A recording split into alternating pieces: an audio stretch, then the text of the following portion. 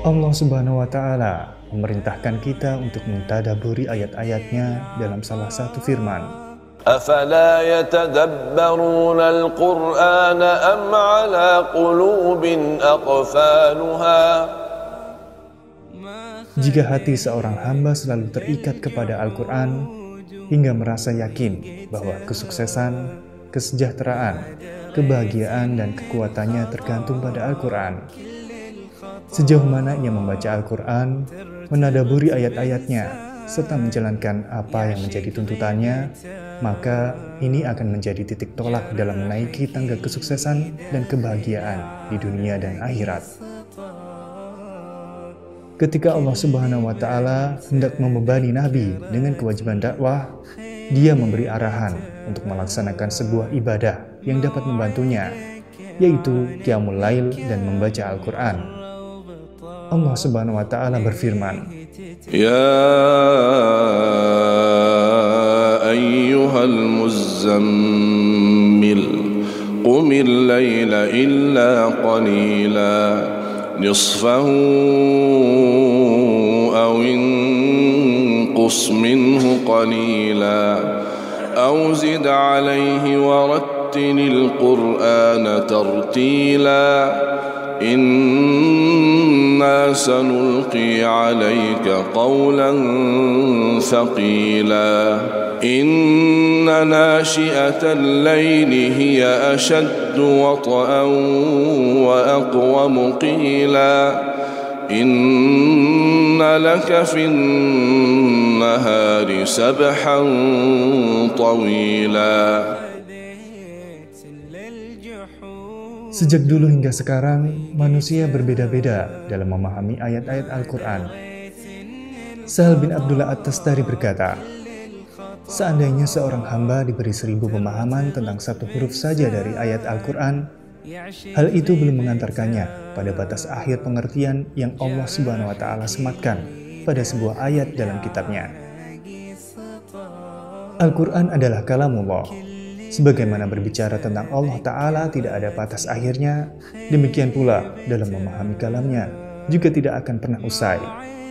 Pemahaman manusia terhadap Al-Quran hanya sebatas yang dibukakan Allah Ta'ala dalam hati dan pikirannya. Kalam Allah Ta'ala bukanlah makhluk dan berbagai pemahaman yang baru ada, tidak akan sampai pada batas akhir dalam memahaminya. Karena itu, kita sangat memerlukan sarana dan kunci yang dapat membantu dalam menadaburi ayat Al-Quran. Dengan begitu, efek tadabur Al-Quran akan terasa pada diri kita. Efek yang disebutkan dalam firman-Nya. وَإِذَا مَا أُنْزِلَتْ سُورَةٌ فَمِنْهُمْ مَنْ يَقُولُ أيكم زادته هذه إيمانا فأما الذين آمنوا فزادتهم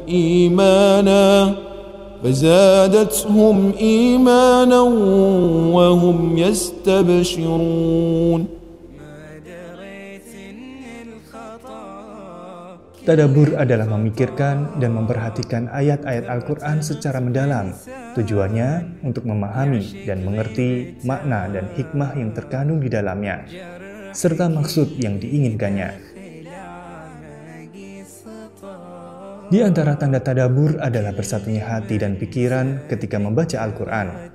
Menangis karena takut kepada Allah, semakin bertambah khusyuk, percaya, senang, bahagia, dan gemetar karena takut kepada Allah. Kemudian muncul pengharapan, ketenangan, dan ketundukan sebagai bentuk pengagungan kepadanya. Allah Subhanahu wa Ta'ala menyifati para ulama dalam firman-Nya, Innal ladzina utul ilma min qablihi idza yutla alaihim yakhruna lil adqani sujada wa yaquluna subhana rabbina in kana wa'du rabbina lamaf'ula ويخرون للأذقان يبكون ويزيدهم خشوعا. رتل بصورة قاف في القرآن وقرأ قراءات من التبيان. Asma binti Abu Bakar menuturkan bahwa apabila para sahabat mendengar ayat Al-Quran, air mata mereka pasti akan bercucuran dan kulit mereka merinding. Menadaburi Al-Quran tidak boleh ditinggalkan dengan alasan memahami Al-Quran itu sulit, sebab Allah Subhanahu wa Ta'ala berfirman, وَلَقَدْ يَسَّرْنَا الْقُرْآنَ لِلذِّكْرِ فَهَلْ مِن مُّدَّكِرٍ. Ibnu Hubairah berkata, di antara tipu daya setan ialah menjauhkan hamba-hamba Allah Ta'ala dari tadabbur Al-Quran. Semua itu karena setan tahu bahwa petunjuk akan didapat ketika seseorang bertadabbur. Bagi setan, ini merupakan pertaruhan, hingga seseorang akan mengatakan, aku tidak akan berbicara mengenai Al-Quran karena warok atau takut terjerumus dalam dosa. Asy-Syatibi berkata, karena Al-Quran adalah sebuah mukjizat, maka para ahli bahasa dan sastra pun terdiam 1000 bahasa dan tidak mampu membuat padanan dan tandingannya. Namun, hal itu tidak serta-merta mengeluarkannya dari statusnya yang berbahasa Arab, sesuai dengan tata bahasa orang Arab, mudah dipahami dan di dalamnya terdapat perintah dan larangan Allah.